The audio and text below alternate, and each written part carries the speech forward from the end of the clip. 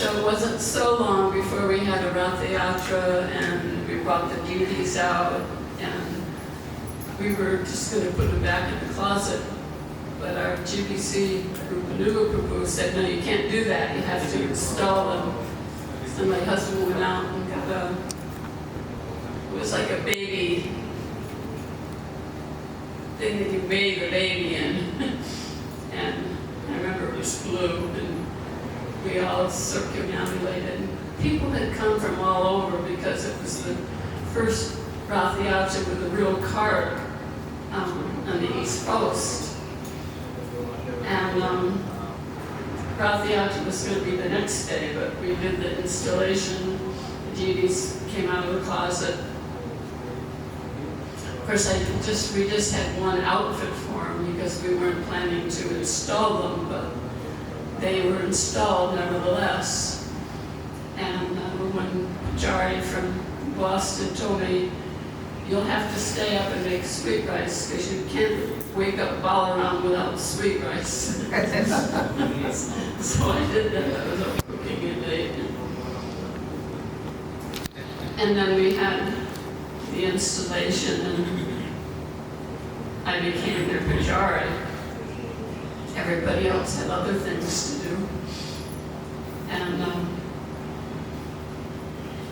we had the deities for a while and I kept having a dream where Balaram would tell me, we're cold, there's a draft on our back. It's where the deities were, it was like a ledge, the way the buildings were then. It was a ledge that went out and the altar was there and he said that we're cold, so do something about it. I had this dream and then I didn't think about it the next day and I'm dressed in the deities and I can notice there is a draft back there. And then the second night I had the same dream. And finally the third night, Balaram kind of, I won't say he yelled, his voice was very firm and very clear. He said, I told you twice, do something about it. So then I told my husband about it and Rupanuga was there for the Rath Yatra. So they put insulation and then they boarded it all up and then it wasn't drafty anymore. And Rupanuga, some years later, he said that next time he saw Srila Prabhupada in person, he asked him, why would Krishna speak to a new Pujari? She had just had second initiation, she was new. Why would Krishna speak to her? And Prabhupada said, the deity is God. He can speak to whoever he wants to, whenever he wants to. Chastise Rupanuga like that. He asked, why he spoke to me.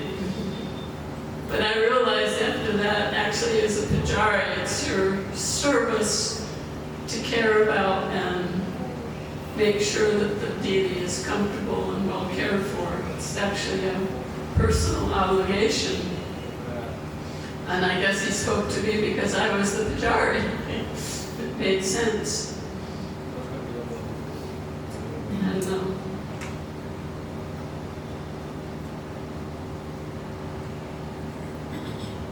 I think as you learn deity worship and then start taking care of a deity, you'll learn more and more.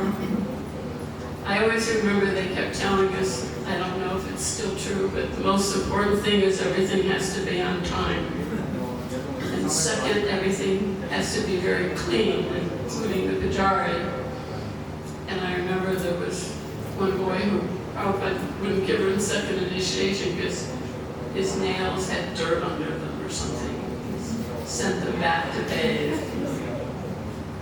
So those were the two things that were emphasized, on time and cleanliness. And I remember my husband got one letter from Prabhupada thanking him how nicely he was taking care of the Devis, and saying he couldn't come to Rothley after that year, but he would definitely come next year. And then he repeated again in the letter, "Thank you so much, how nicely you're taking care of the Devi." So that meant a lot to me, even though he was writing to my husband. I took it, I was the Pachari, so appreciated that very much.